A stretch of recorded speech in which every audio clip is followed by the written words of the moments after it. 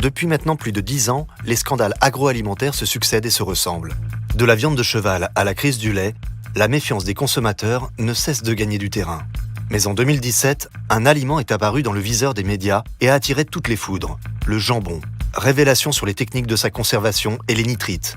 Au cœur d'un énorme enjeu de santé publique. Risque cancérigène.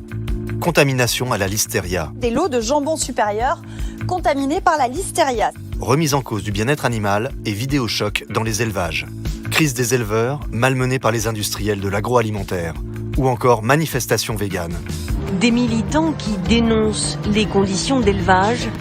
En quelques mois, le jambon est devenu persona non grata. Ces éleveurs agresseurs pour la viande. Conséquence, un marché en panne dont tous les voyants sont passés au rouge. Enregistrant ainsi, après une constante augmentation depuis 15 ans, un recul consécutif de 26 mois en avril 2017. Une fréquence des achats et des quantités achetées en baisse.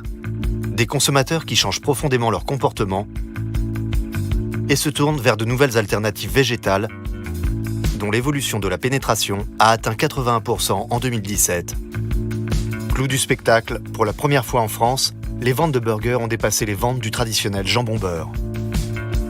C'est dans ce contexte de crise et face à un destin qui paraissait inéluctable que Fleury-Michon, leader français sur la catégorie, a décidé de prendre le sujet à bras-le-corps afin de stopper l'hémorragie. Un défi d'autant plus ambitieux que la rentabilité de Fleury-Michon se retrouve prise au piège entre une hausse des matières premières et une stagnation des tarifs de la distribution. Comment la marque a-t-elle rebondi ? Tout d'abord, en s'appuyant sur son jambon emblématique du Manger Mieux, issu de sa filière GEM, filière française sans OGM et sans antibiotiques. Mais aussi en mettant en scène de vrais éleveurs. Romain, Roland et Emmanuel, passionnés par leur métier, jouant ainsi la carte de la sincérité. Et en créant un nouvel écosystème, venez vérifier, déployé sur tous les canaux, en télé, au cinéma, en presse, mais aussi en digital, en RP et en magasin. En télé et en cinéma, un dispositif en 2 temps. Temps 1, un teaser pour surprendre, apporter une dimension humaine et dévoiler les éleveurs tels qu'ils sont, sans artifice.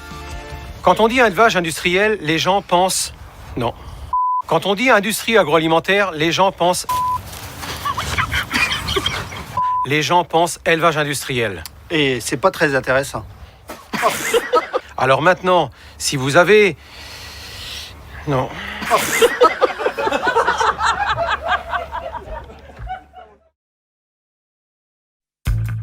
Temps 2, un film révélation, présentant la filière portée par ses éleveurs et leur savoir-faire.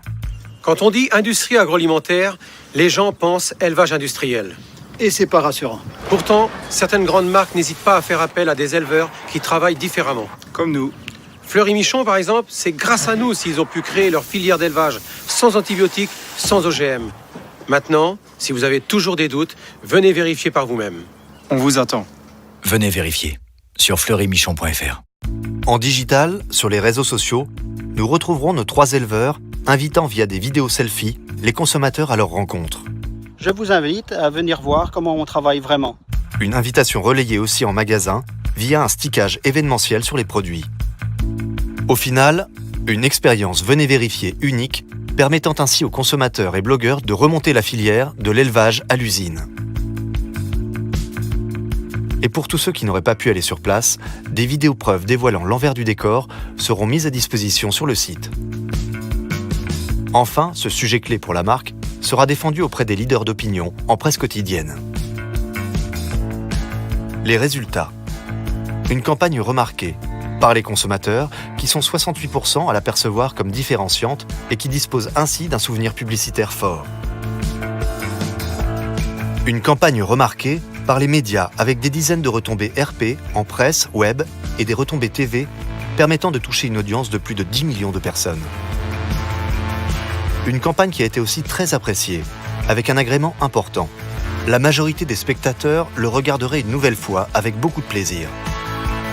Une campagne incitative, avec des scores d'engagement largement supérieurs à la norme Kantar et jugée originale, intéressante et impliquante. Elle incite d'ailleurs plus de 56% des téléspectateurs à l'achat.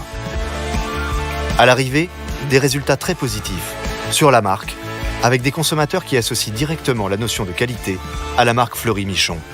Des résultats très positifs sur les ventes qui ont bondi de plus 10% en incrémental et ont permis à Fleury-Michon de s'affirmer comme la première marque nationale sur l'élevage responsable avec 24,9% des parts de marché en volume fin 2017 devant Brocéliande et Herta.